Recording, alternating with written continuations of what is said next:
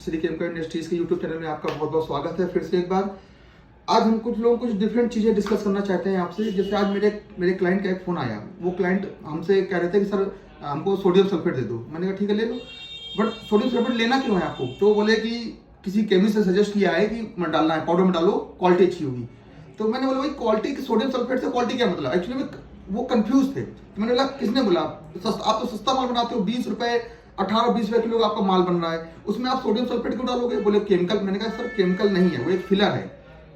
तो बोले नहीं केमिकल है। मैंने कहा नहीं फिलर है। तो एक्चुअली में कुछ चीजें थी, मैंने सोचा यार ये चीज तो आपको जनरल अवेयर होना चाहिए कि हम लोग हमेशा केमिकल्स की बात करते रहते हैं, अच्छे अच्छे केमिकल, ऑक्सीजन ब्लीच डालो, फोम मॉइस्चर डालो, पॉलीमर्स डालो, ये डालो, लेकिन हम लोग कभी फिलर्स की बात नहीं करते। और फिलर्स में हमारे कई कस्टमर कंफ्यूज रहते हैं। तो आज हमने एक छोटा सेशन लेके आए हैं, छोटी सी बात करेंगे फिलर्स के बारे में। फिलर्स होते क्या हैं? हम लोग डिटर्जेंट पाउडर या डिटर्जेंट केक या लिक्विड डिटर्जेंट कुछ भी बनाते हैं तो उसमें क्या होता है, हम लोग 100% अगर 100 kg का बैच बना रहे हैं तो उसमें आप 60 से 70% तक ही या 50% या 40% 30% तक ही केमिकल ले पाते हैं। जो रेस्ट ऑफ अमाउंट बचता है 100 kg में, जैसे आपने 60% केमिकल डाले, अच्छा माल बनाया, तो 40% जो माल 100 किलो बनाना है तो बाकी का 40 किलो क्या डालेंगे? तो 40 किलो के लिए हम लोग जो चीप एंड बेस्ट चीजें होती हैं जिनका कोई यूज नहीं होता है, कोई क्वालिटी नहीं होती, लेकिन वजन बराबर करने के लिए डालते हैं, उसे हम लोग फिलर बोलते हैं। तो जिनमें जनरली फिलर्स में कोई भी खूबी नहीं होती, कोई केमिकल प्रॉपर्टीज नहीं होती है, कुछ उनमें उल्टा कुछ नुकसान ही हो रहे होते हैं हमारे पाउडर में, लेकिन वो सस्ते होते हैं तो उनको हम लोग डालते हैं। जैसे जस्ट लाइक सॉल्ट, नमक क्या है, कई जगहों पे 3 से लेकर 5 रुपए के बीच में कई जगहों पे मिल जाता है। अब वजन पूरा करने के लिए नमक को यूज करते हैं, या कई और आते हैं, डोलोमाइट है, कई मिनरल है। तो बेसिकली हम लोग आज फिलर की बात करते हैं। पहले तो फिलर होते कितने प्रकार के? जनरली फिलर 2 प्रकार के हैं, एक वाटर सॉल्युबल, एक water insoluble. Generally water insoluble में मिनरल्स आते हैं जो अलग अलग स्टेन पत्थरों के पिसाई किए हुए पाउडर होते हैं। जैसे ये देख लीजिए आप, ये सब अलग अलग है, कैल्साइट है, पायरोफ्लाइट है, चाइना है, सोप स्टोन है, फेल्सपार है, लाइम स्टोन है, कैल्शियम कार्बोनेट है, डोलोमाइट है, ये सारे ही मिनरल हैं।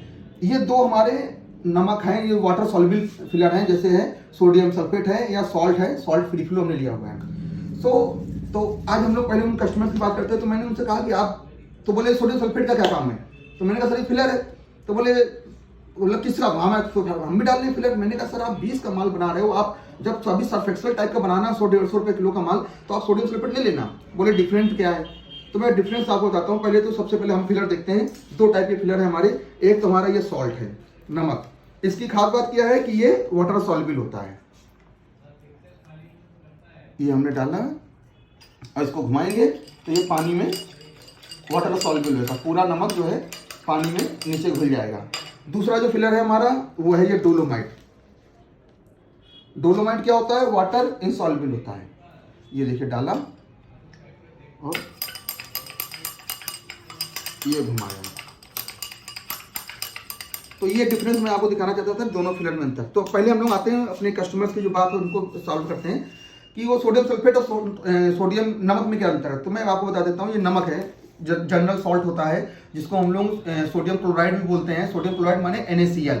NaCl में क्या अच्छी बात है कि अगर आपने बाकी के माल को भरने के लिए नमक डालते हैं तो इसमें खास बात क्या है कि वाटर सॉल्युबल है। जब आप कपड़े धोने के बाद में पानी में पूरा घुल जाता है और बह के ड्रेनेज में चला जाता है, कोई मतलब दिखता नहीं है। लेकिन नुकसान क्या है? नुकसान ये है कि ये NaCl है, ये आयंस बनाता है जिससे कि पानी में खारापन आता है। नमक को पानी में डालेंगे तो नमक पानी खारा होता है, जिससे कुछ क्वालिटी हमारी डैमेज होती है। तो अच्छाई कुछ नहीं है, बस ये बुराई ये है कि खारा करता है। सोडियम सल्फेट में क्या है? सोडियम सल्फेट जो है इसको Na2SO4 बोलते हैं, सोडियम सल्फेट, या इसको जनरल लैंग्वेज में हम लोग ग्लोबल सॉल्ट भी बोलते हैं। ग्लोबल सॉल्ट इसका एक जनरल नाम है। इसमें क्या खूबी है? ये भी नमक के जैसे पानी में घुलता है और पानी के ड्रेनेज में बह जाता है, लेकिन अच्छा ये है कि ये सोडियम सल्फेट है, सल्फर ग्रुप है इसके साथ, तो ये पानी में खारापन जनरेट नहीं करता है। सिर्फ इतनी सी बात है। इसके लिए आप 18-20 रुपए किलो का केमिकल 3-4 रुपए की जगह पे यूज करें, कोई उसका बेनिफिट नहीं मिलता है। तो मैंने उनको समझाया, उनको समझ में आ गया। तो मैंने सोचा आप लोगों को थोड़ा और डिटेल में इसको बात करते हैं आज हम लोग।